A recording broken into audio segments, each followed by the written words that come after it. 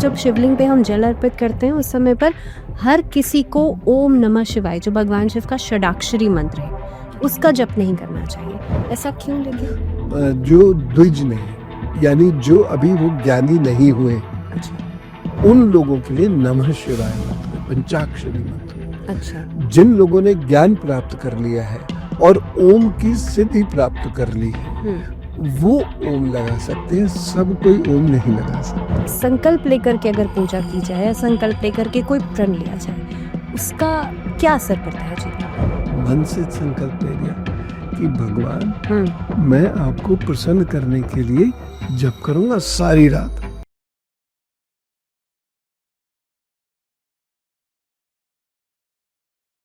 आचार्य जी, भगवान शिव को संहारक कहा जाता है, फिर आदि योगी के रूप में देखें तो शांति के प्रतीक हैं। कहीं न कहीं पे एक ऐसा मैसेज भी देते हैं, ध्यान का मैसेज भी देते हैं। ये जो इम्बैलेंस कहूँ या आपस में दोनों चीज़ों में समझ में नहीं आते। एक तरफ संहारक हैं, लेकिन दूसरी तरफ शांति के प्रतीक हैं। ये तो शिव जी ने स्वयं कहा है, जो वाक्य आपने बोला, ये शिव जी स्वयं कहते हैं कि मेरी जो पूजा है या मेरी जो बात है या मुझे जो समझने का आप लोगों का सोचना है, दृष्टिकोण है, वो इतना सरल नहीं है, वो बड़ा गहन है। शिव जी स्वयं कह रहे हैं इस बात को। अच्छा तो मैं सकल भी हूँ, मैं निष्कल भी हूँ, और भगवान शिव ही ऐसे जिनकी तीनों रूप में पूजा हो रही है। और शिव जी ध्यान भी कर रहे हैं, तो समय आने पर तांडव भी कर रहे हैं। हाँ। ठीक, तो सृष्टि की रचना भी कर रहे हैं, और जब वहां पर पाप बढ़ जाएगा, सबका संहार नहीं करते, पूरी धरती का महाप्रलय नहीं ला रहे हैं वो, जब वहां पर ज्ञान पाप में बदल जाएगा, ज्ञान समाप्त होने लगेगा, तब वो पापियों का और अज्ञानियों का संहार करते हैं, और वह जिस स्थान पे रहते हैं वहां का संहार करते हैं। और कैसे करते हैं? महाप्रलय के माध्यम से। लेकिन ऐसा नहीं कि वो सबको मार देना चाहते हैं। धरती की एक आयु है, और वो आयु किसी न किसी दिन पूर्ण होनी है। जो भी चीज उत्पन्न हुई है वह काल गलवित जरूर होगी। ठीक है ना? तो जल से सब कुछ उत्पन्न है, और जल में ही सब कुछ चला जाएगा।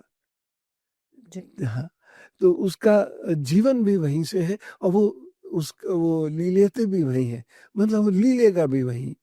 तो हर चीज, जैसे पृथ्वी, वह सूर्य का एक हिस्सा बन के इधर आई, और वह लगभग लगभग 1 करोड़ वर्षों में वह अपने इस शेप में आई जिस शेप में आज है।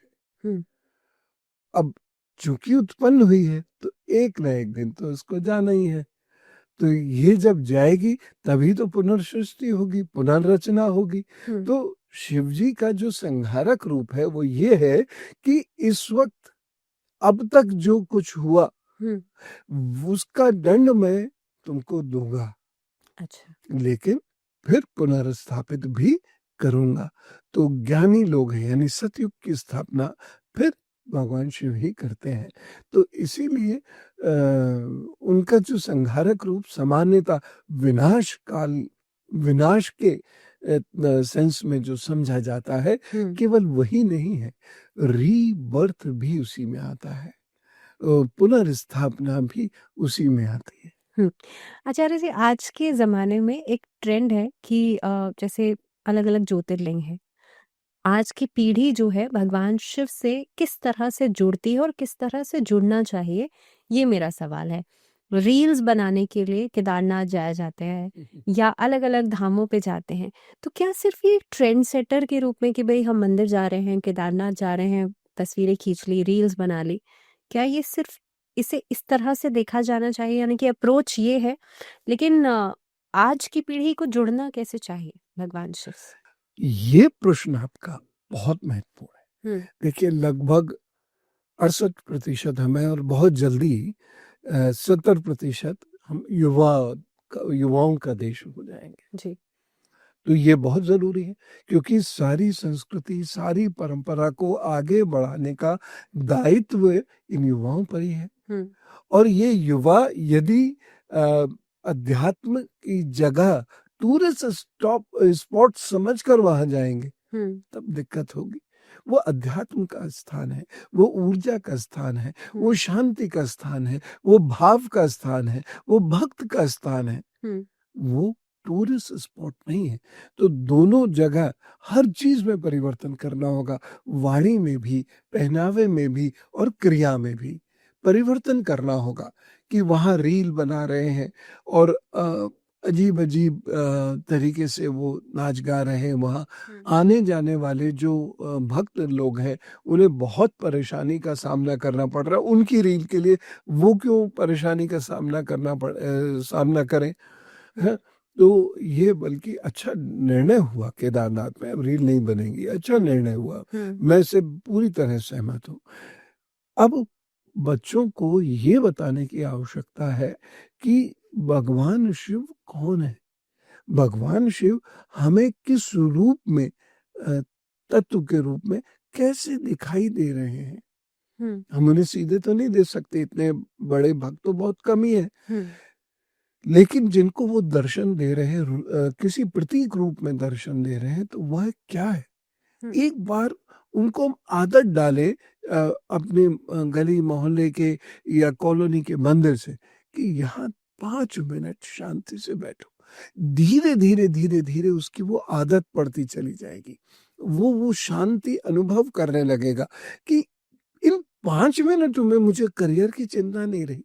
इन 5 मिनटों में मुझे पापा की डाँट की चिंता नहीं रही। इन 5 मिनटों में मैंने बॉस की कोई चिंता नहीं करी, बॉस मेरे दिमाग बुद्धि में ही नहीं था। इन 5 मिनटों में मेरा कोई मित्र भी मेरे पास तक नहीं आया और फ़ोन नहीं था, बड़ा अच्छा-सा लगा। बस यही चीज़ उनमें आ गई अगर कि कुछ अच्छा-सा लगा, कुछ अलग-सा था। तो धीरे-धीरे वो भक्ति मार्ग पर बढ़ते चले जाएँगे। तो यही हमें करना होगा। और इसमें जो मंदिरों के पुरोहित हैं, तीर्थ स्थानों के पुरोहित हैं, मुझ जैसे लोग हैं, इन्हें मदद करनी पड़ेगी उन बच्चों की। उनके प्रश्न हैं और उनके प्रश्न हम बिल्कुल आदर से लें और उसको जवाब दें। वो सैटिस्फाई हो ना हो, ये हमारे ऊपर निर्भर नहीं करता, लेकिन हम उसका वैज्ञानिक तरीके से उत्तर दें, क्योंकि युग बदल गया है और बदले हुए युग की भांति हमें कार्य करना चाहिए। काल के अनुसार चलना ही चाहिए। हम महाकाल की बात कर रहे हैं, काल के अनुसार तो हमें चलना ही पड़ेगा, जी। है ना? आचार्य जी, आपने बहुत अच्छी बात कही, मुझे लगता है बहुत गहरी बात है ये। पहले के ज़माने में ऐसा कहा जाता था कि एक व्यक्ति जब बहुत एक उम्र में आ जाता था, उसके बाद कहते थे कि हम तीर्थ कर लेते हैं, क्योंकि अब हमें शांति चाहिए। हाँ। लेकिन आज के ज़माने में क्या होता है कि जो युवा पीढ़ी है, वो जाते हैं, आपने सही कहा कि टूरिस्ट स्पॉट के नज़रिए से उसे देखते हैं। और मैं इस थिन लाइन को समझना चाहती हूँ, क्योंकि जब हम शांति ढूँढ रहे हैं, तो हम मंदिर जाते हैं या ज्योतिर्लिंग में जा रहे हैं। लेकिन जब हम केदारनाथ पहुँचते हैं, उस समय पर जब हमें शांति चाहिए, तो बीच में फ़ोन या मंत्र पढ़ते हुए या आरती करते हुए जब हम रील बना लेते हैं, तो क्या सिर्फ़ वो प्रदर्शन है? शांति तो रही नहीं। तो वो क्या है? प्रदर्शनी है, क्योंकि दूसरे जो लोग वहाँ नहीं जा पाए, वो उन्हें देख रहे हैं कि ये ऐसे कूद-कूद के नाच रहे हैं, ये ऐसे तफरीह कर रहे हैं, ये ऐसे मस्ती कर रहे हैं और वो उनका नाच गाने सुनकर लाइक देते हैं। और ये युवा के लिए एक बहुत बड़ा एसेट है। उस लाइक से वो 1 ग्लास पानी नहीं भले पी सके, लेकिन वो लाइक देखना उसको इतना सैटिस्फाइंग लगता है। लेकिन मोटिव तो नहीं यहाँ पे पूरा हुआ, कुछ भी जिस नहीं, वजह से हम वहाँ गए। कुछ भी नहीं हुआ। हम वहाँ गए, हमने ट्रैकिंग की एक्चुअली। जी। वो लगभग 21 किलोमीटर की ट्रैकिंग करके हम वहाँ पहुँच गए। अब वहाँ हमें भगवान शिव को देखने की, या वो मंदिर कैसे बना है, या वो चट्टान कौन-सी थी जिसने इस स्थान को बचाया, वो मंदाकिनी नदी कहाँ से जा रही है, क्या ख़ास बात है उसमें, इन सब बातों में हमें वो नहीं उलझना। हम तो अपनी रील बनाएँगे, बस। ठीक है। तो ये भाव जो है, यही भक्ति का प्रादुर्भाव है। और अगर भाव नहीं है तो भक्ति हो नहीं सकती। तो इतनी दूर जाकर यदि भाव नहीं उत्पन्न हो रहा तो भक्ति कैसी? अच्छा, मैं आपको एक चीज बताता हूँ। नाचना गाना ये तो पहले भी चलता था। हाँ आपने वो फिल्म भी देखी हो जिसमें एक चंचल जी द्वारा गाया गया गाना है, चलो बुलावा आया है माता ने बुलाया, उसमें भी सब नाचते गाते भक्त जा रहे, क्योंकि इतने दुर्गम रास्ते हुआ करते थे कि भजन जो है एक दूसरे का सहारा बनता था। तो नाचते गाते सब लोग चले जा रहे हैं, सब लोग चले जा रहे हैं। लेकिन अब जो नाचना गाना है उसमें भाव नहीं है। वो जो नाचना गाना था उसमें भाव था। जी। बस भाव आ गया, उसके बाद अगला स्टेप ही भक्ति है। ये इन बच्चों को समझाना, और समझेगा, भारत का युवा समझेगा इसको।